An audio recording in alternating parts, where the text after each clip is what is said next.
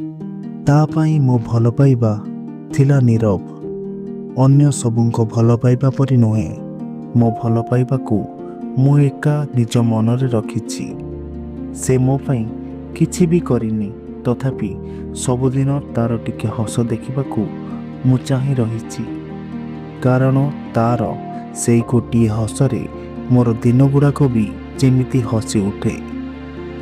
ସେ ଯେତେବେଳେ ସମସ୍ତଙ୍କ ସହ କଥା ହୁଏ ଆଉ କଥା ହୋଇ ହସିବାକୁ ଲାଗେ, ମୁଁ ସେଇଠାରେ ବି ଥାଏ, କେହି ନ ଜାଣିଲା ପରି ସବୁକିଛି ଲୁଚି ଲୁଚି ଦେଖୁଥାଏ। ମୁଁ ତ ଏମିତି ନଥିଲି। ୟାକୁ କ'ଣ ଲଭ୍ କୁହନ୍ତି?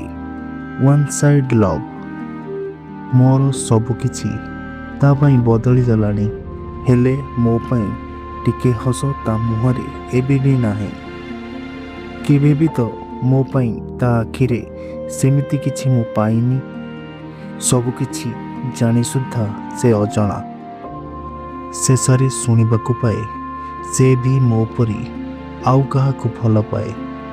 ଭଲ ପାଇବା ବଦଳରେ ତ ଭଲ ପାଇବା ମିଳିବାର କିଛି ନିୟମ ବି ନାହିଁ। ଭୁଲିଗଲି ମୁଁ ସବୁକିଛି। କାହାକୁ ଭଲ ପାଇବା ଆଗରୁ ନିଜକୁ ଭଲ ପାଇବା ଦରକାର। ମୁଁ ବି ନିଜକୁ ଆଉ ଥରେ ଗଢ଼ିବି।